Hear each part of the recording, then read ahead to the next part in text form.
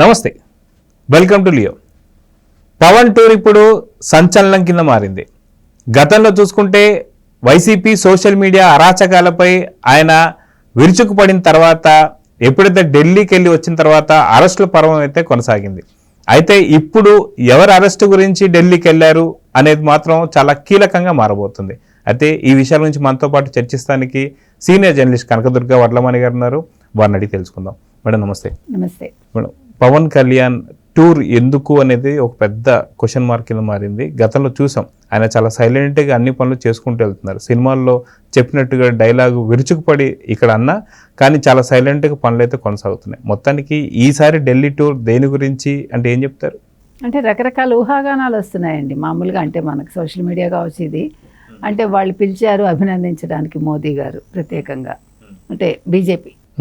రెండోది ఆయన ఒక 5 మంత్రులను, కేంద్ర మంత్రులను కలవబోతున్నారు.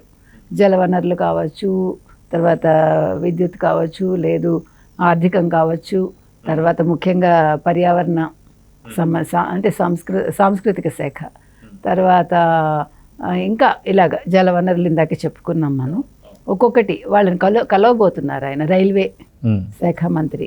ఎందుకు కలుస్తున్నారంటే తనకి సంబంధం కానివి కూడా ఆయన కలవబోతున్నారు. అంటే రాష్ట్రంలో తన నియోజకవర్గానికి సంబంధించి ఇప్పుడు ముఖ్యంగా అసలు మీరు కనుక తీసుకున్నారంటే కోనసీమకి రైలు వేయడం అనేది చాలా, అది డ్రీమ్ ఎవరిది, మన గంటి బాలయోగి గారిది. అది కూడా యాక్చువల్గా వీరి హయాంలో నడిస్తే అయిపోతే బాగుంటుంది. అది చాలా పెద్ద విషయం అండి. అది కనుక అయిందంటే మనకి ఎగుమతులు దిగుమతులు చాలా బాగా కొనసాగుతాయి. ఇంకా రాష్ట్రం అంటే ఎస్పెషల్లీ గోదావరి జిల్లాలు బాగా అభివృద్ధి చెందుతాయి. అలాగే జలవనరులు, నీరు కూడా చాలా అవసరం, ఎందుకంటే ఆయన దృష్టి దాని మీద కూడా ఉంది. అలాగే ఆయన అటవీ పర్యావరణం, తర్వాత సాంస్కృతికం అంటే ఆయన దానికి సంబంధించి కూడా అవసరమే, ఎందుకంటే జూ అవన్నీ కూడా ఆయన చేయాలనుకుంటున్నారు, చాలా డెవలప్మెంట్ అంతా. అయితే ఇవన్నీ ఒక పక్కన అయితే, ఒక ఎత్తు అయితే అసలు ఎందుకు పవన్ గారు వెళ్తున్నారు ఢిల్లీకి అనేది, అంటే మీరు చెప్పినట్టు ఒక మోటో లేకుండా ఆయన ఏ పని చేయట్లా. అంటే కామ్గా ఉన్నట్టుంటాడు, ఆయన ఒకసారి విరుచుకుపడతాడు అనే ఒక మాట వచ్చింది, కానీ ఆ విరుచుకుపడ్డ వెంటనే ఆ పనులు అమలవుతున్నాయి. మనం చూసాం సోషల్ మీడియా యాక్టివిస్టుల మీద జరిగిన అంటే వాళ్ళ అరెస్టులు కావచ్చు. మరొకటి అంటే చంద్రబాబు నాయుడు గారు దృష్టి పెట్టట్లేదని కాదు, చంద్రబాబు నాయుడు గారు చేయట్లేదని కాదు. అక్కడ అంటే ప్రతిదానికి ఒక టైం ఇస్తారు కదా. ఇప్పుడు రాగానే ఇక్కడ అరెస్టులు కాదు కదా కావాల్సింది. ముందు రాష్ట్రంలో ముందు అసలు ఎలా అభివృద్ధి చేయాలి, ఎలా సంపద సృష్టించాలి, ముందు వీళ్ళకి పెన్షన్లు ఎలా ఇవ్వాలి, ప్రభుత్వ ఉద్యోగుల జీతాలు ఎలా ఇవ్వాలి, ఇప్పుడు సూపర్ 6 ఎలా అమలు చేయాలి. These are all very big tasks అన్నమాట. సో వాటి నేపథ్యంలో ఇది కొంచెం డిలే అయి ఉండొచ్చు అంతే. ఇట్స్ నాట్ ఏ వెరీ ఇదనమాట, చాలా ఏం పెద్ద డిలే కాదు. 4 months 5 months అంటే ఇట్స్ నథింగ్.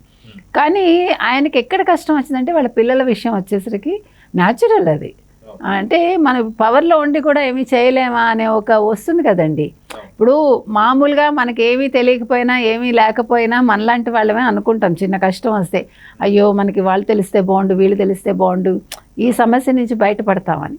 మరి అలాంటిది వెన్ హీస్ హ్యావింగ్ పవర్, ఒక ఉప ముఖ్యమంత్రిగా, ఒక 5 శాఖల మంత్రిగా ఆయన ఫీల్ అవటం తప్పులేదు. సో దానికి ఇమీడియట్గా రెస్పాండ్ అయ్యారు. చంద్రబాబు నాయుడు గారు కూడా చాలా నొచ్చుకున్నారు, చాలా బాధపడ్డారు. వెంటనే అది జరిగింది. సో ఇప్పుడు ఏంటి, నెక్స్ట్ ఏంటి, వాట్ నెక్స్ట్ అంటే మనకి నెక్స్ట్ కనిపించేది జగన్మోహన్ రెడ్డి ఆబ్వియస్గా. ఎందుకంటే 10 ఏళ్ళు బెయిల్ మీద ఉండి ఇంతవరకు ఆయన అరెస్ట్ జరగలేదంటే అది సిగ్గుచేటు కదండి. అంటే హౌ హీస్ మేనేజింగ్ వ్యవస్థల్ని జగన్మోహన్ రెడ్డి ఎలా మేనేజ్ చేస్తాడు అనే అంశం మీద కూడా ఒక పెద్ద రీసెర్చ్ జరగాలి, నిజంగా చెప్తున్నా. ఎందుకంటే అది చిన్న విషయం కాదు, 1 రోజు 2 రోజులు కాదు, సంవత్సరాల తరబడి.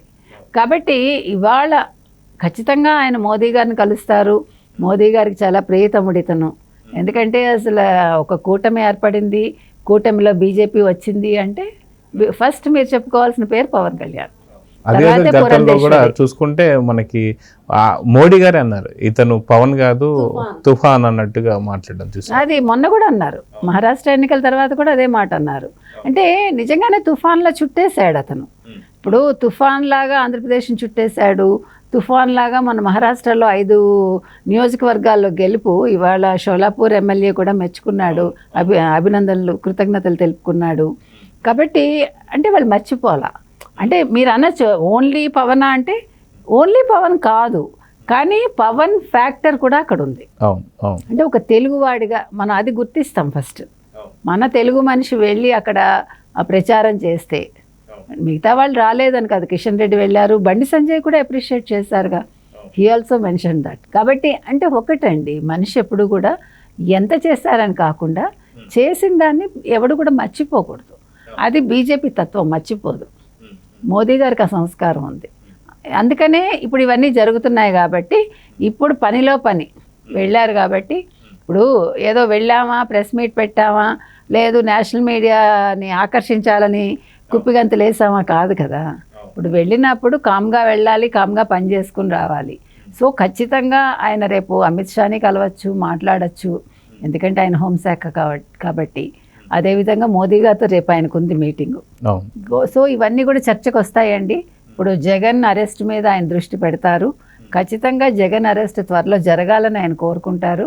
ఎందుకంటే జగన్ చేసిన విధ్వంసం అంతా ఇంత కాదు, అది అతను వ్యక్తిగతంగా అతనేం మాట్లాడటల్లా, ఒక రాష్ట్రానికి జరిగిన ఇది కావచ్చు, లేకపోతే చంద్రబాబు నాయుడు గారి కుటుంబానికి జరిగింది కావచ్చు. అంటే ముందు అవమానాలు అనేవి, ఈ అవమానాలు మనిషిని చాలా బాధిస్తాయి మానసికంగా. సో ఆ నేపథ్యంలో ఆయన ఖచ్చితంగా రేపు డిమాండ్ చేస్తాడు, ఆయన సందేహం లేదు మనకి. నెక్స్ట్ జగన్ అరెస్ట్ అనేది మాత్రం మనం వింటాము. అయితే ఇది ఒక రకంగా జగన్ కూడా వరమే నన్ను అడిగితే. ఓ పక్క 1750 కోట్ల ముడుపు విషయంలో అతను గందరగోళంలో ఉన్నప్పుడు అదేదో రాష్ట్రంలోనే జరిగితే వ్యవస్థలు మేనేజ్ చేసుకోవచ్చు అనుకుంటాడేమో, మనకు తెలియదు. అంటే నెత్తి మీద పాలు పోసినట్టు అవుతుందా పవన్, అది కూడా మనకు తెలియదు. ఏది ఏమైనా జరగాలండి. అంటే ప్రజలు కోరుకుంటున్నారు, నిజంగా మీరు నమ్మరు. మీరు కింద కమెంట్స్ చూసారంటే నమ్మట్లా, ఇంకా చేయరా ఏంటి అసలు. అంటే దీనిపైనే ఒక చిన్న చర్చ కూడా jరుగుతూ వస్తుంది. ఏంటి అంటే గతంలో చూసుకుంటే చంద్రబాబు నాయుడు గారిని బస్ చేస్తున్నటువంటి సమయంలో నంద్యాల నుంచి తీసుకెళ్ళడం జరిగింది. అదిగాక అచ్చెన్నాయుడు గారిని ఎక్కడైతే దాదాపు కొన్ని వందల కిలోమీటర్లు తనకు ఆపరేషన్ చేయడం సరే తిప్పడం జరిగింది. దాని తర్వాత రఘురామకృష్ణ గారిని ఎలా థర్డ్ డిగ్రీ ప్రయోగించా చూస్తున్నాం. కానీ ఇప్పటికీ కూడా అరెస్టులు జరుగుతున్నా సరే వాళ్ళపైన యాక్షన్ జరుగుతలేదని చెప్పి అది కూడా జరగట్లేదంటే వాళ్ళు అనుకున్న రీతిలో జరగట్లేదు. ఇక్కడ అది సమస్య. అంటే వైసీపీ చేస్తున్నట్టుగా వీళ్ళు చేయడం లేదన్నట్టుగా. అదే వాళ్ళు అనుకున్న రీతిలో ఎట్లా చేస్తారు, చేయలేరు కదా. కాబట్టి జరుగుతాయి, కాకపోతే మనకు కనిపించవు అంతే. ఇప్పుడు వాళ్ళ దగ్గర నుంచి విషయాలు రాబట్టకుండా ఉండరు కదా, అన్నీ రాబడతారు, ఎలా చేయాలో అలా చేస్తారు. కాకపోతే అవన్నీ కూడా దానికి ఆ పరిధికి లోబడే ఉంటాయి. వీళ్ళలాగా వితౌట్ పరిధి వాళ్ళు ఏం చెయ్యరు. అంటే వైసీపీలో ఉన్న టైంలో పోలీసులు అందరూ కూడా పరిధిని దాటి చేశారని చెప్పి అనుకోవచ్చు అంటారు. ఖచ్చితంగా. అసలు వాళ్ళు పోలీసులని మర్చిపోయారు కదా, వాళ్ళు వైసీపీ వ్యవస్థ అనుకున్నారు. కాబట్టి వాళ్ళు జగన్మోహన్ రెడ్డి సంతోషం కోసం అందరూ పనిచేశారు. ఇక్కడ చంద్రబాబు నాయుడు, పవన్ కళ్యాణ్ సంతోషం కోసం వాళ్ళు పనిచేయట్లా. వాళ్ళు ప్రభుత్వ ఉద్యోగులు అని గుర్తుపెట్టుకుని వాళ్ళ పరిధిలో వాళ్ళు ఎలా పనిచేయాలో అలా చేయడానికి ప్రయత్నిస్తున్నారు. కొంతమంది ఉన్నారులేండి, వ్యవస్థను ప్రక్షాళన చేయాలని చంద్రబాబు నాయుడు గారు అన్నారు కదా. కాబట్టి అదేం పెద్ద విషయం కాదు, అన్నీ జరుగుతాయి. కాకపోతే it's a matter of time. So ఏదైనా పవన్ వెళ్ళిన పని సక్సెస్ అవ్వాలని కోరుకుందామండి. ఆయనని నేషనల్గా కూడా ఇప్పుడు ఏంటంటే జమిలీ ఎన్నికలు అంటున్నారు కాబట్టి రేపొద్దున్న సౌత్ అంటే కర్ణాటక, తెలంగాణ ముఖ్యంగా. ఇప్పుడు తెలంగాణ, మన మహారాష్ట్ర ఎన్నికలు తెలంగాణలో ఇప్పుడు బీజేపీకి ఒక మార్గాన్ని సుగమం చేసినట్టు. ఇప్పుడు బీఆర్ఎస్ ఎలాగో కుదేలు అయిపోయింది కాబట్టి, సో ఇక్కడ కూడా పవన్ కళ్యాణ్ ప్రచారాన్ని వాడుకోవచ్చు, కర్ణాటకలో వాడుకోవచ్చు. సో ఆ రకంగా కూడా మోదీ పావులు కదపచ్చు. అది ఓకే. సో చూద్దాం మేడం, ఖచ్చితంగా పవన్ వెళ్ళినటువంటి టూర్ సక్సెస్ అవ్వాలని అయితే కోరుకుందాం. నమస్తే.